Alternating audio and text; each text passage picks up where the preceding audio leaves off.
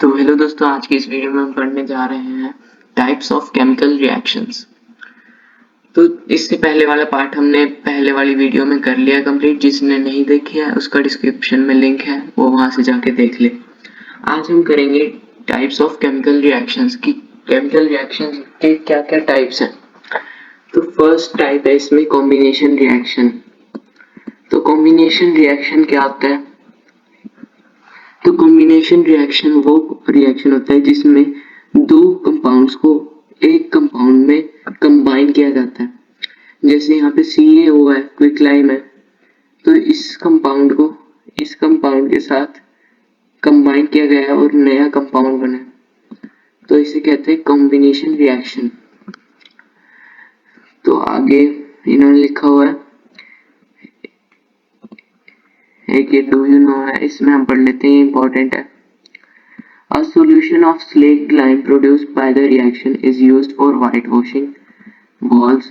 Calcium hydroxide reacts slowly with the carbon in air to form a thin layer of calcium carbonate on the walls. Calcium carbonate is formed after 2 to 3 days of whitewashing, gives a shiny finish to the walls. It is interesting to note that the chemical formula for marble is CaCO3. तो इसमें क्या कहा है कि जो हम घर बनाने के लिए घर में वॉल पट्टी यूज करते हैं, जब घर बन जाता है तो उसके बाद वो वाइट कलर की सीमेंट होती है, वॉल पट्टी जिसे बोलते हैं, तो उसमें होता है कैल्शियम हाइड्रोक्साइड। तो कैल्शियम हाइड्रोक्साइड क्या करता है कि जो एयर में CO2 प्रेजेंट होती है वो उसके साथ रिएक्ट करता है कंबाइन कर होके, और फिर CaCO3 प्रोड्यूस करता है कंबाइन होके। CaCO3 मतलब कैल्शियम कार्बोनेट, जो कि एक शाइनी फिनिश देती है, और H2O भी साथ में प्रोड्यूस होती है। तो यहाँ पे और एग्जांपल्स हैं कॉम्बिनेशन रिएक्शन के। दो ऐसे कंपाउंड जो कंबाइन होकर एक नया कंपाउंड बनाए उसे कहते हैं कॉम्बिनेशन रिएक्शन। तो ये बर्निंग ऑफ कोल का रिएक्शन है, और ये जो साइड में ब्रैकेट में S और G लिखे होते हैं ये इनकी स्टेट होती है।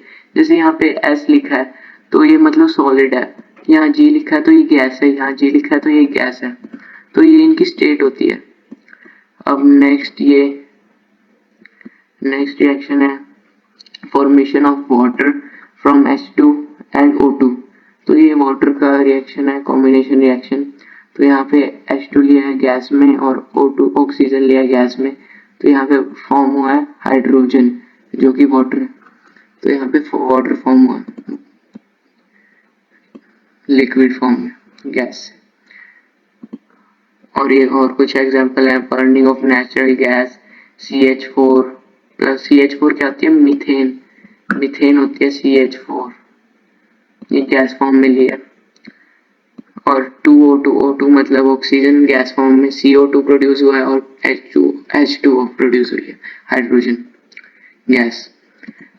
आगे ये ग्लूकोज का फॉर्मूला है जो बायो में भी है ये फॉर्मूला।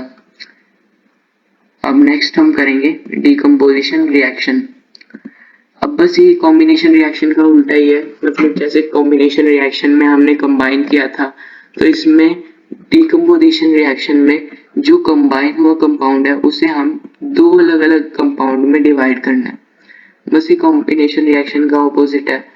जैसे यहाँ पे एग्जांपल दिया हुआ है फेरस सल्फेट, ये एक पूरा कंपाउंड है, तो हमें इसे हीट दी तभी तो इसकी स्टेट चेंज होगी और फिर हमें इससे डिवाइड कर पाएंगे अदर कंपाउंड्स में। तो हमने इसे हीट दी, तो हीट का सिंबल ट्रायंगल भी होता है, हम इसकी जगह ट्रायंगल लिख सकते हैं। हीट का सिंबल ट्रायंगल भी होता है। तो हमने इस कंपाउंड को हीट दी और इसने प्रोड्यूस किया फेरिक ऑक्साइड और SO2 को। तो ये इसके रिएक्टेंट्स है और ये है इसका प्रोडक्ट। तो ये डिकम्पोजिशन रिएक्शन में हमने इस प्रोडक्ट को डिकम्पोज कर दिया, मतलब इसको हमने डिवाइड कर दिया अलग अलग कंपाउंड्स में। तो डिकम्पोजिशन रिएक्शन में डिवाइड करना है और कॉम्बिनेशन रिएक्शन में कंबाइन करना है।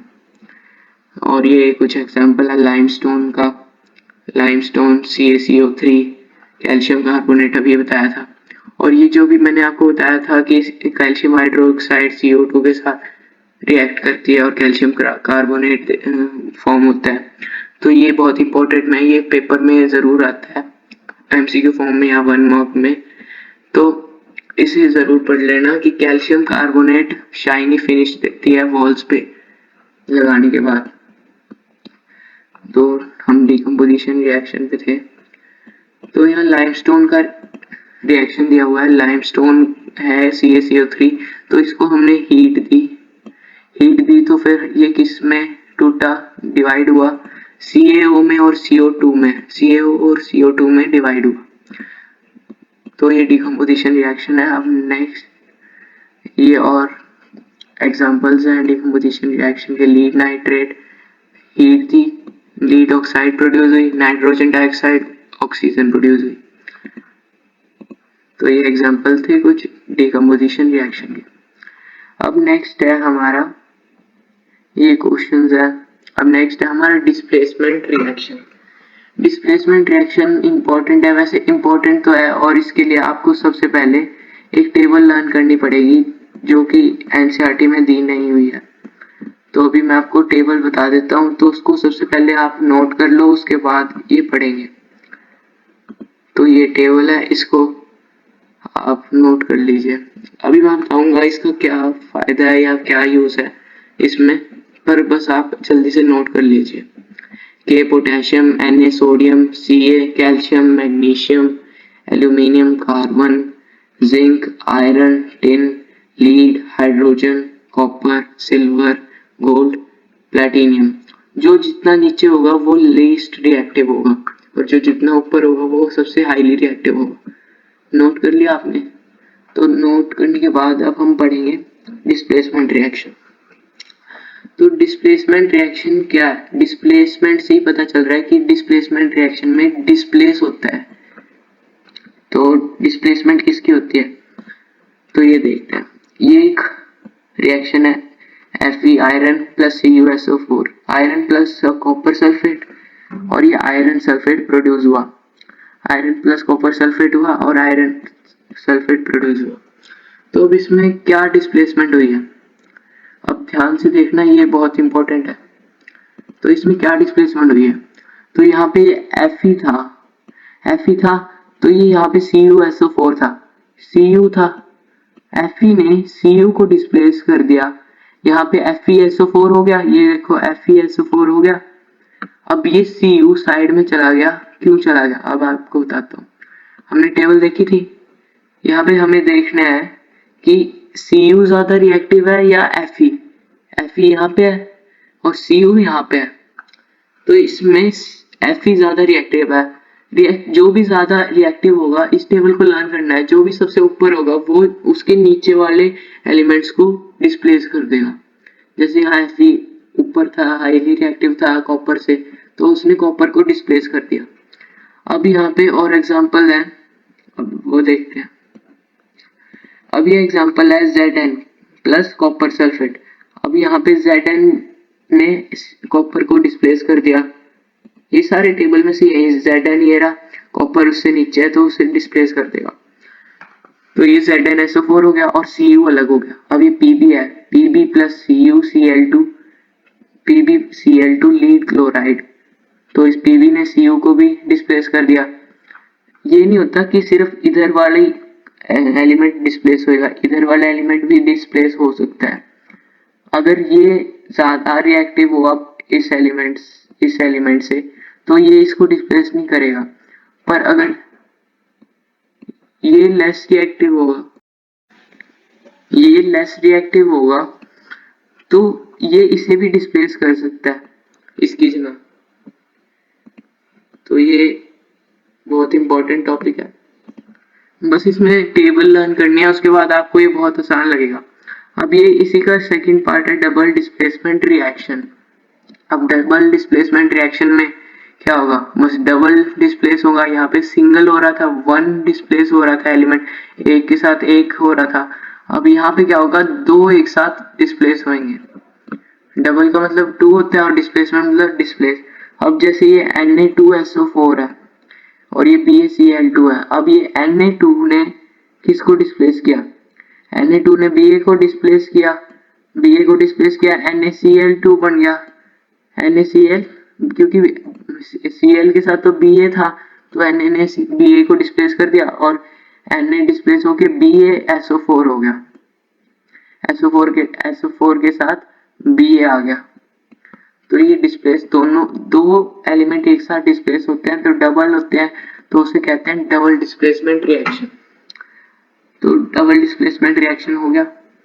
अब है ऑक्सीडेशन एंड रिडक्शन, ये भी इंपॉर्टेंट टॉपिक है तो इसको पढ़ते हैं। ऑक्सीडेशन मतलब सिंपल सा वर्ड है, इससे समझ आ रहा है। ऑक्सीडेशन मतलब ऑक्सीडेशन मतलब ऑक्सीजन, ऑक्सीजन की एडिशन, इस वर्ड को हम कोड करते हैं। ऑक्सीडेशन ऑक्सीजन की एडिशन, तो ऑक्सीडेशन का मतलब यही है, ऑक्सीजन की एडिशन, तो ऑक्सीडेशन। अब इसी का ऑपोजिट है रिडक्शन। रिडक्शन मतलब रिडक्शन ऑफ ऑक्सीजन। तो पहले हम पढ़ते हैं ऑक्सीडेशन। तो ऑक्सीडेशन का ये एग्जांपल है, जैसे ऑक्सीडेशन मतलब एडिंग ऑफ ऑक्सीजन, ऑक्सीजन की एडिशन। तो यहाँ पे कॉपर में ऑक्सीजन प्लस हो रही है, मतलब ऐड हो रही है, हीट दी जा रही है, तो ये कंपाउंड बन गया एक नया CuO। तो इसमें ये O जो है ये ऑक्सीजन ऐड हुई है, इसका मतलब क्या हुई है, oxidation, adding of oxygen, oxidation होती है। अब यहाँ पे CuO plus H2, CuO plus H2 मतलब ऑक्सीजन ऐड हो रही है, उसके साथ हाइड्रोजन भी ऐड हो रहा है। अब पढ़ते हैं ये लाइन क्या लिखे यहाँ पे। If hydrogen gas is passed over this heat material CO, the black coating on the surface turn brown, in the reverse reaction takes place and copper is obtained। मतलब ये लाइन कह रही है कि अगर अगर किसी कंपाउंड में हाइड्रोजन की एडिशन होगी तो उसे कहेंगे हम रिडक्शन, रिडक्शन कहेंगे। अगर ऑक्सीजन के साथ एडिशन हो रही है हाइड्रोजन की तो उसे रिडक्शन कहेंगे, पर अगर रिमूवल ऑफ हाइड्रोजन हो रहा है तो उसे ऑक्सीडेशन कहेंगे। अब आगे बढ़ते हैं, ऑक्सीडाइजिंग एजेंट और रिडॉक्स रिएक्शन। ये बुक में नहीं है, जो मैं आपको बताऊंगा अभी ये बुक में नहीं है, पर ये इंपॉर्टेंट आता है ये पेपर में।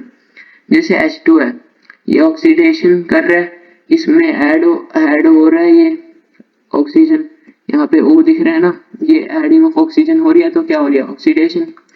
पर इसकी क्या हो रही है, इसकी ऑक्सीडेशन होगी यहाँ पे, तो पर यहाँ पे क्या हो रही है, यहाँ पे तो इसकी रिडक्शन होगी, क्योंकि यहाँ पे तो कोई ऑक्सीजन ऐड ही नहीं है।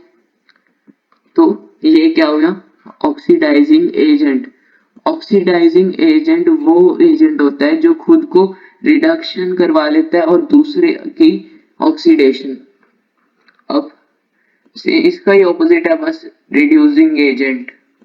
जैसे इसमें ये जो कॉपर है इसकी ऑक्सीडेशन यहाँ पे होगी थी, यहाँ पे होगी थी, ये ऑक्सीडाइज्ड है अभी कॉपर, ऑक्सीजन है ना यहाँ पे, तो ये ऑक्सीडाइज्ड है। पर यहाँ पे जब ये इधर आया तो इधर आगे ये Cu हो गया, मतलब इसमें से ऑक्सीजन हट गया, तो क्या हुई, रिडक्शन और खुद की ऑक्सीडेशन। तो ये क्या है, रिड्यूसिंग एजेंट, रिड्यूसिंग एजेंट। ये बहुत इंपॉर्टेंट है, ये पूछे जाते हैं क्वेश्चंस। तो ये समझ आ गया कि हमारा एडिशन ऑफ हाइड्रोजन भी क्या है, रिडक्शन, और रिमूवल ऑफ हाइड्रोजन है ऑक्सीडेशन। ये ध्यान में रखना क्योंकि ये बुक में नहीं है। और ऑक्सीडाइजिंग एजेंट वो एजेंट होता है जो खुद को ऑक्सीडाइज कर, दूसरे को ऑक्सीडाइज कर देता है, एडिशन ऑफ ऑक्सीजन कर देता है, पर खुद हो जाता है रिडक्ट मतलब खुद में ऑक्सीजन को लूज कर देता है। और ये रिडक्टिंग एजेंट है, रिड्यूसिंग एजेंट मतलब खुद की तो ये रिडक्शन करवा लेता है, नहीं खुद की ऑक्सीडेशन करवा लेता है, पर ये दूसरे की रिडक्शन करवा लेता है, जैसे यहाँ पे कॉपर का एग्जांपल दिया हुआ। तो ये था हमारा ऑक्सीडेशन एंड रिडक्शन। और ये इंपॉर्टेंट है रिएक्शन जहां पे दोनों ही ऑक्सीडेशन और रिडक्शन दोनों एक साथ हो रहे हो, उसे कहते हैं हम redox reaction, redox reaction, redox reaction, ये भी बहुत इंपॉर्टेंट है। यहाँ पे लिखा हुआ है रिडॉक्स रिएक्शन, ये लिखा हुआ, जहाँ पे दोनों ऑक्सीडेशन और रिडक्शन एक साथ हो रहे हैं उसे कहते हैं, क्या कहते हैं, रिडॉक्स रिएक्शन।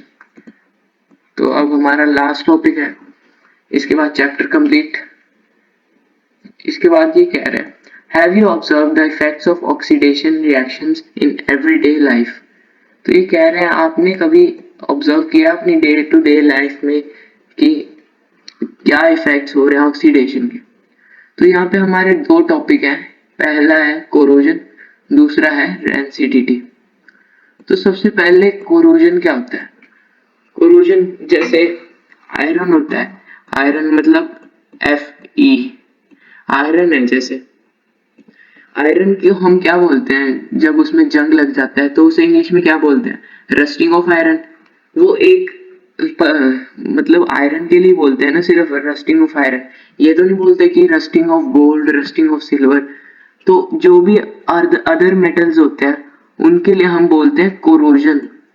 कोरोजन सिर्फ आयरन के लिए ही है रस्टिंग वर्ड, पर और जो मेटल्स होते हैं उनके लिए हम बोलते हैं कोरोजन। तो ये सेम ही है, मतलब जैसे जंग लग जाना किसी पे मेटल, किसी भी मेटल पे जंग लग जाना, तो उसे ही क्या कहेंगे, कोरोजन। बस आयरन का अलग होता है, एक्सेप्शन होती है कि उसको रस्टिंग ऑफ आयरन कहते हैं, और तो सारा सेम होता है। तो ये क्या हो गया हमारा कोरोजन, कोरोजन हो गया। अब हमारी बात आती है रेंसिडिटी पे। रेंसिडिटी क्या होती है, जैसे एक चिप्स का पैकेट आप लेते हो, चिप्स का पैकेट में बहुत सारी हवा भरी होती है, गैस भरी होती है, और फिर जब आप उसे खोलते हो तो क्या आपको क्या लगता है, इतने थोड़े चिप्स लगते हैं ना। तो वो थोड़े चिप्स क्यों होते हैं, उसमें जो गैस होती है वो कौन सी गैस होती है वो भी बताता हूँ आपको। उसमें गैस होती है नाइट्रोजन, और वो क्यों होती है, ताकि वो जो उसमें चिप्स हैं उन्हें वो प्रिजर्व कर सके, मतलब उन्हें खराब ना होने दे।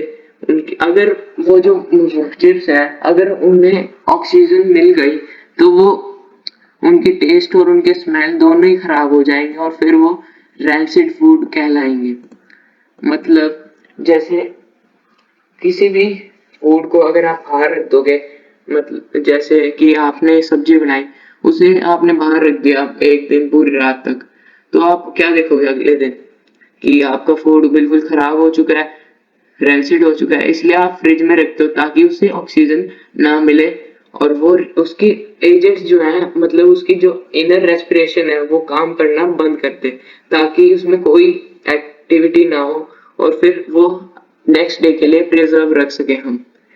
तो यही होती है रैंसिडिटी। और जो फूड ऑक्सीजन जिसको मिल जाता है और फिर उसके टेस्ट में और स्मेल में, दोनों मटेरियल में, सब में डिफेक्ट आ जाता है, नॉट सुटेबल टू ईट हो जाते हैं, जो मतलब खाने लायक नहीं होते, तो वो कहलाते हैं रैंसिड फूड। रैंसिड फूड, तो रैंसिडिटी समझ आया। तो ये आज हमारा चैप्टर खत्म होता है, केमिकल रिएक्शन एंड इक्वेशंस। तो इसके बहुत सारे क्वेश्चंस आते हैं बैलेंसिंग पे, इन पे एक वैसे क्वेश्चन आ जाते हैं व्हाट इज रेंसिडिटी, कोरोजन, और ये आपको टेबल बताई थी मैंने डिस्प्लेसमेंट रिएक्शन की, इसको जरूर लर्न कर लेना क्योंकि ये डायरेक्ट क्वेश्चन आता है इसका। और ऑक्सीडेशन और रिडक्शन भी आपको बता दिया मैंने, ये रिडॉक्स रिएक्शन होता है जहाँ पे दो एक साथ हो रहे हैं, ऑक्सीडेशन भी और रिडक्शन भी। तो थैंक यू फ्रेंड्स, आज की इस वीडियो में इतना ही। आज हमारा चैप्टर खत्म होता है, तो और इससे जो पहले वाली वीडियो है वो अगर आपको देखनी है तो उसका डिस्क्रिप्शन में लिंक है, आप देख सकते हैं।